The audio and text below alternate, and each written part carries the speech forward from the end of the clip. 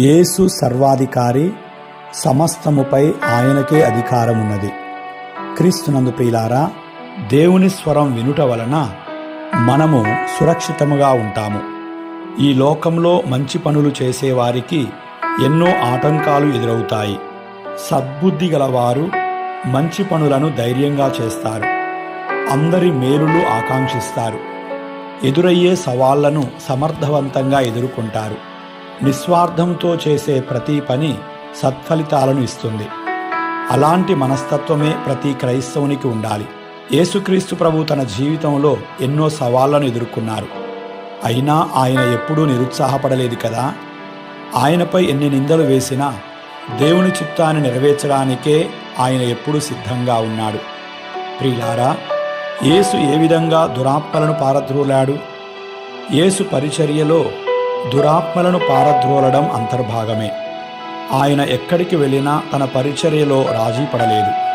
దురాత్మలు ఆయనను చూచి, దావీదు కుమారా, యేసు ప్రభు, మా జోలి నీకేలా అని బిగ్గరగా అరిచాయి. దురాత్మలచే పీడింపబడుచున్న వారిని యేసు విడిపించాడు. ఇదెలా సాధ్యం? యేసు ప్రభువే సమాధానమిచ్చారు. నేను దేవుని ప్రభావం వలన దయ్యములను వెళ్ళగొట్టుచున్నాను, కాబట్టి దైవరాజ్యము మీ సమీపమునకు వచ్చి ఉన్నది. ప్రియులారా, ఈ రోజుల్లో మనలో చాలామంది సైతాను ప్రభావమునకు లోనై దేవుని కనికరమును కోల్పోవుచున్నారు. దేవుని సన్నిధికి రాలేకపోవుచున్నారు. అలాంటి వారి జీవితం దుర్భరంగా మారింది. ముఖ్యంగా యేసు శిష్యులుగా మారి దురాత్మలను పారద్రోలడానికి చాలా కొద్దిమంది మాత్రమే పరిచర్య చేస్తున్నారు.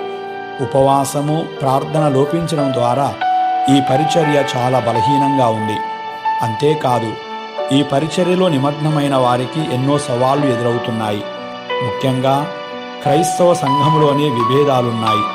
పరిచర్యలో ఉన్న వారిని తక్కువ చేసి మాట్లాడడం, నిజంగా దురాత్మలు ఉన్నాయా అని ప్రశ్నించడం, వారికి మాత్రమే కనిపిస్తాయా అని చులకనగా చూడడం, ఇలా అనేకం అవిశ్వాసుల మందబుద్ధిని చూపిస్తున్నాయి.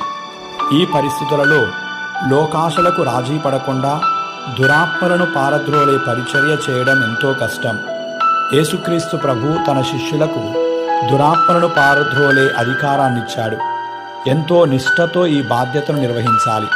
అప్పుడే ఈ పరిచర్య సఫలమవుతుంది. దురాత్మలచే పీడింపబడుచున్న వారిని రక్షించాలి. ఈ పరిచర్యలో ఉన్న వారిని మనము ప్రోత్సహించాలి. దేవుని కృపచేత అలాంటి పరిచర్యలో మనల్ని వాడుకోమని ప్రార్థించుదాం. దేవా, మాపై కనికరం చూపండి. ఆమేన్.